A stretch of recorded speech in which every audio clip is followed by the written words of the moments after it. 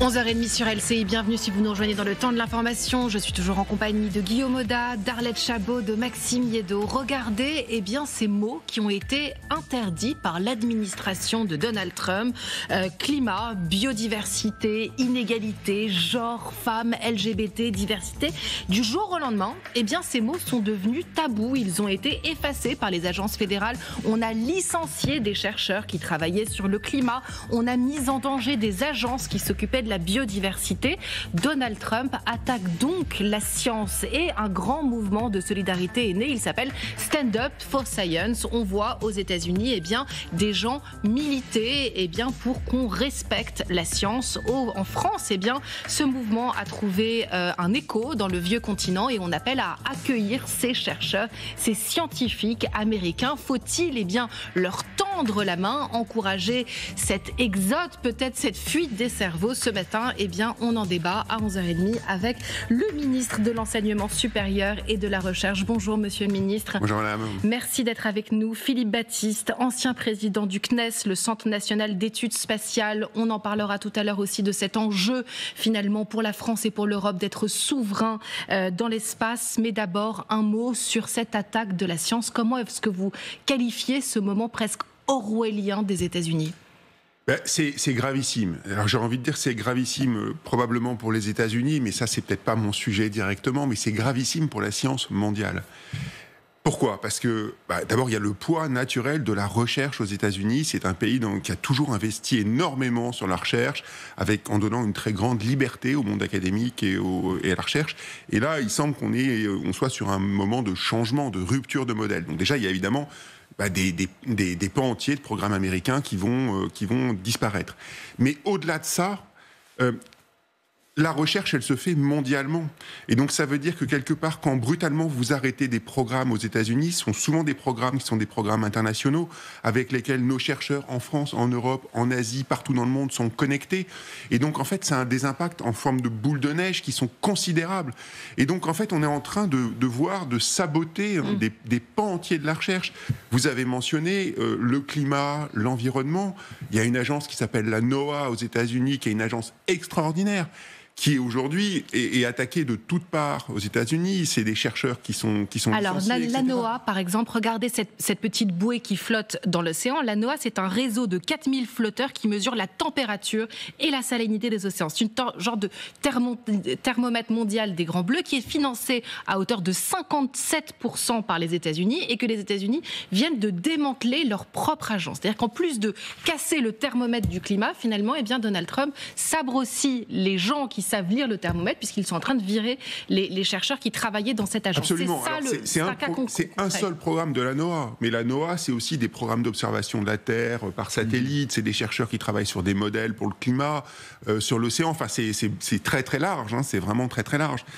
On a pris l'exemple de la NOAA, mais on pourrait parler de la santé. Je veux dire, il y a des bases de données aujourd'hui sur la santé humaine, santé animale, zoonose, virus, etc., qui sont aujourd'hui aux États-Unis, et nos chercheurs ont des difficultés pour les consulter parce qu'effectivement, il y a des mots-clés qui sont quasiment interdits ou qui, par moments, sont interdits. Donc ça, c'est une vraie difficulté. Enfin, ça nous réveille aussi peut-être sur notre naïveté, on en parlera peut-être plus tard, et sur la manière dont on a reposé pendant probablement trop longtemps sur des infrastructures de données qui sont des infrastructures de données que nous ne maîtrisons pas.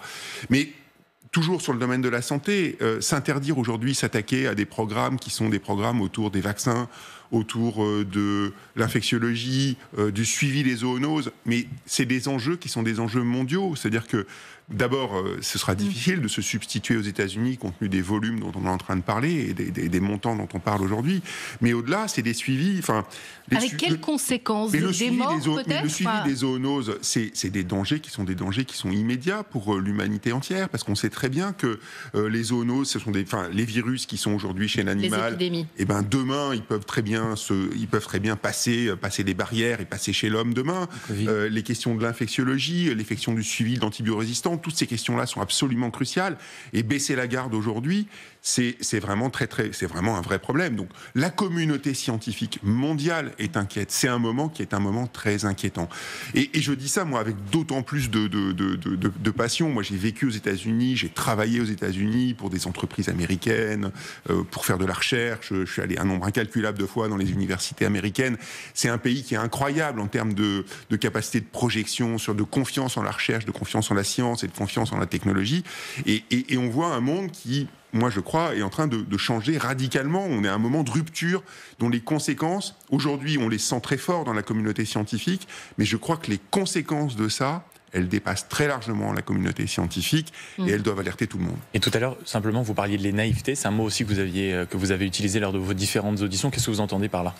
C'est que par exemple, si je prends l'exemple des bases de données aujourd'hui du NIH, donc le NIH, c'est si vous voulez, c'est l'INSERM américain, c'est le grand institut de la santé aux États-Unis.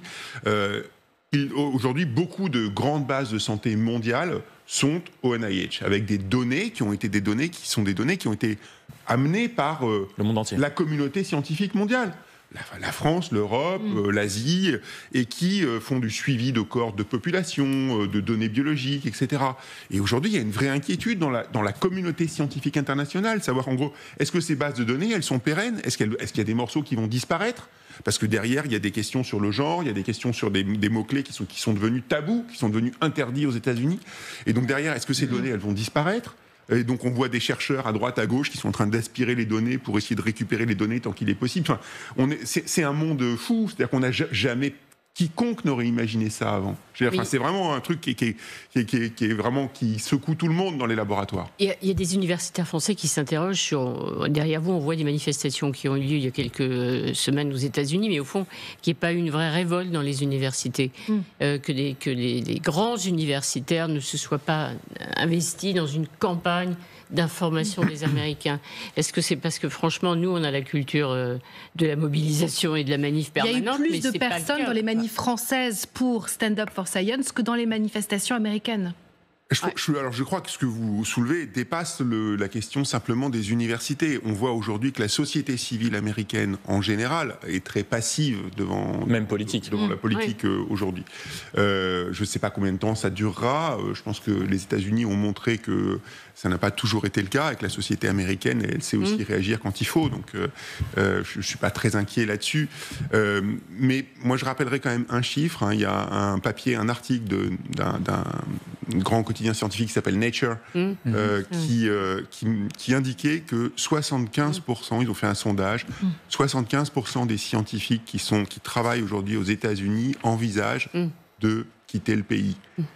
Et ce que je veux dire, c'est que le choc est profond, vraiment profond. Alors après, ça se traduit pas forcément par des manifestations ou par voilà. C'est pour informer les Américains, ce que vous dites, ça touche la santé quand même. Ça touche la santé, l'environnement. Est-ce qu'il faut les accueillir ? C'est la question. Est-ce qu'il faut leur tendre la main ? Est-ce que l'Europe a tout intérêt pour défendre la démocratie, mais est-ce que c'est une opportunité aussi d'accueillir ces chercheurs ? Alors d'abord, la première chose, c'est que avant de parler d'opportunité, je crois que j'ai essayé d'être clair, c'est d'abord une mauvaise nouvelle. C'est un très mauvais coup pour la science mondiale. Maintenant que ce mauvais coup est porté, et je pense qu'il est porté de manière très durable, effectivement, il faut, je pense, avoir la capacité d'accueillir de bons chercheurs ou de très bons chercheurs qui voudraient venir ou revenir en Europe. Vous savez que les gens sont très mobiles, en particulier aux États-Unis, et évidemment, on ouvrira dès la semaine prochaine un programme spécifique avec une plateforme pour accueillir justement les candidatures avec les universités. Il y a déjà beaucoup d'universités qui se sont mobilisées. Il y aura de l'argent frais qui sera mis en place. Donc ça ne sera pas sur le budget de la recherche qui Non, il y a de l'argent en plus qui va arriver. Le budget de la recherche, on peut en parler. Le budget de la recherche, c'est un budget qui a quand même très significativement augmenté ces dernières années. Je voudrais rappeler qu'il y a une loi de programmation recherche de 2020 à 2025, à travers la loi de programmation recherche, ce sont 6 milliards de plus qui sont arrivés aujourd'hui. Et l'argent supplémentaire, pour potentiellement accueillir ceux qui viendraient des États-Unis, quand vous dites qu'il y aura de l'argent supplémentaire, c'est de l'argent qui vient d'où ? C'est de l'argent, c'est de l'investissement en plus de l'État. Donc les annonces seront faites dans les jours qui viennent. Mais monsieur le ministre, très concrètement, on a les moyens de concurrencer l'attractivité américaine en termes de bourses qui sont offertes aux chercheurs, des bourses dont les montants sont extraordinaires. Nous, on paye moins nécessairement la recherche. Quels arguments on a ? Non, alors, vous avez raison, c'est que les salaires moyens des chercheurs en France et en Europe par rapport aux États-Unis, effectivement, sont très différents. Ils sont très différents, mais vous vivez aussi dans un monde qui est très différent. Vous savez que la société américaine et la société française en particulier, c'est pas tout à fait la même protection sociale. Enfin, tout est complètement différent. Donc, on peut pas juste comparer le niveau des salaires. Après, en termes de package, ce qu'on appelle des packages, c'est non seulement le chercheur, mais aussi l'environnement, c'est-à-dire les étudiantaises, les visas. Oui, puis surtout, alors la famille évidemment, mais c'est surtout aussi les thésards, les postdocs, l'équipement pour voilà. L'Europe aujourd'hui, à travers par exemple les ERC, qui sont des bourses très compétitives et très très bonnes, sont à un très bon niveau et très compétitifs. En France aussi, on offre des packages qui peuvent être des packages très attractifs. Le monde de la recherche a considérablement bougé ces dernières années sur ces sujets, et je crois qu'aujourd'hui, on est tout à fait en mesure de faire ça. Et puis à côté de ça, il y a aussi des domaines où on est vraiment très très bon. Quand même, je voudrais le rappeler, que ce soit sur les grands équipements de recherche, en France en particulier, on a des équipements de recherche qui sont absolument extraordinaires, qui sont uniques au monde, que ce soit nos synchrotrons, nos grands équipements de physique, qui sont vraiment mais absolument uniques. On a des plateformes de biologie qui sont au top niveau. Donc ne soyons pas... ça ne veut pas dire qu'on n'a pas notre lot de difficultés et qu'on n'a pas à tel et tel endroit de vraies difficultés en termes de ressources humaines, de niveau de salaire, etc. Mais on a aussi des équipements qui sont extraordinaires.